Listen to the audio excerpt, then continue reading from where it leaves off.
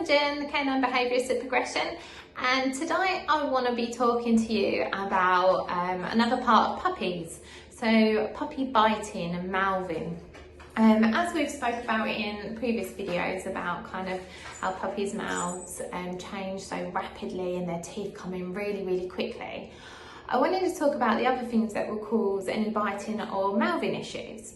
And it's very important that when we get these little puppies that we know that they have to have a certain amount of sleep a day. So anything kind of between 16 to 20 hours sleep a day, your puppy needs to rest. And if they kind of don't get this rest or near this kind of time allocated for rest, your puppy can become kind of overstimulated, over-aroused, a bit ratty, and it can cause them to mouth, bite. It's communication. It's kind of their way of saying, I can't cope, it's too much. So what would normally start off with kind of as teething issues and puppies biting, you'll notice that when they're a bit irritable, their bites are getting a bit harder, a bit frequent. And sometimes you'll be met with a tiny little growl or a bit of confrontation from that puppy. So it's really important that you guys can see the signs.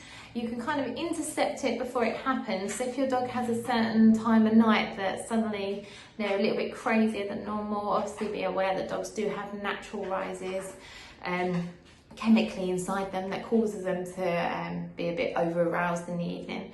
So if you know that this is going to happen, or that your puppy's not getting the rest, I appreciate that people are homeschooling at the moment, or they're working from home and they're up and down, which means their dogs are up and down and they're following them, or the kids are constantly engaging with the dog, obviously until the biting gets a little bit too hard, or anyone's kind of roughhousing with the dog, so a little bit too much, too intense. That your dog will then kind of communicate with you that actually I'm not happy with this, and then worst case scenario happens that they kind of get punished for it, they get told off for it. So they've got a need, they're telling you, I need to sleep, I need to rest, in their body language. And we're kind of going, actually, you're being really naughty, I'm going to tell you off. And we're communicating completely the wrong things to our puppies. And what happens then is we become unpredictable, we become unsafe to be around, and now this dog's a bit like, oh, I don't really trust you anymore. So it's our job to kind of say, do you know what, pup, you need some rest. We're going to give you a chill out zone. We're going to give you your own little den, playpen, crate, whatever, awesome. And we're going to make it as awesome as possible, and we're going to kind of put you out the way so you're not knocked, you're not disturbed, and you're getting that rest. When they go into these chill out zones, that's where you can use all the mental enrichment stuff that I've been kind of ranting about in all my other videos.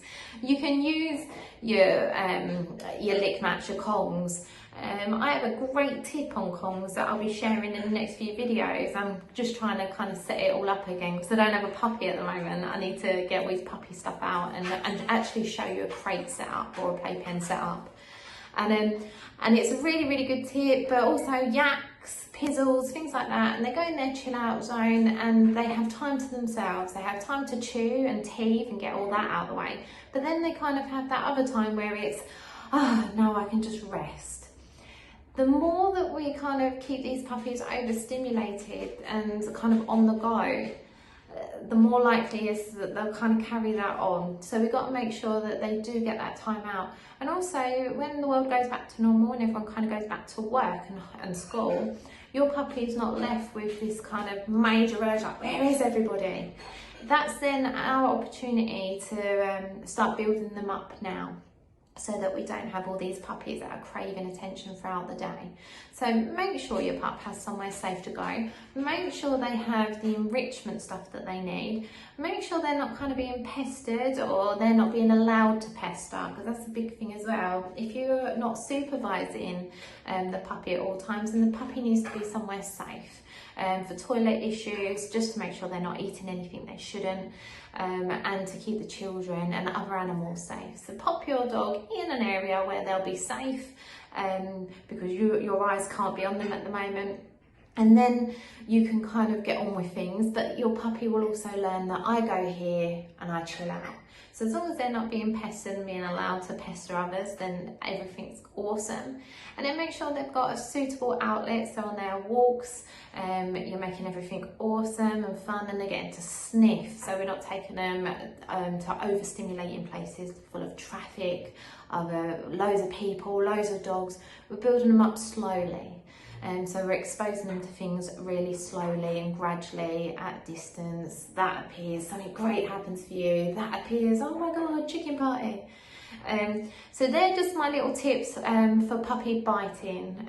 Because if you're having overstimulating walks, the puppy is going to come home and their minds are going to be blown. I call it kind of the car method. You know, if you're driving in a car and all these things are going past you really quick and the puppy's not able to focus and digest, and they get in and they're just like, whoa, they're overloaded. So make sure you're having lots of sniffy walks and you're kind of tiring them out mentally. We want to avoid obviously tiring them out physically because they're still growing and they've got growing pains. We don't want to kind of push their little bodies to the limit.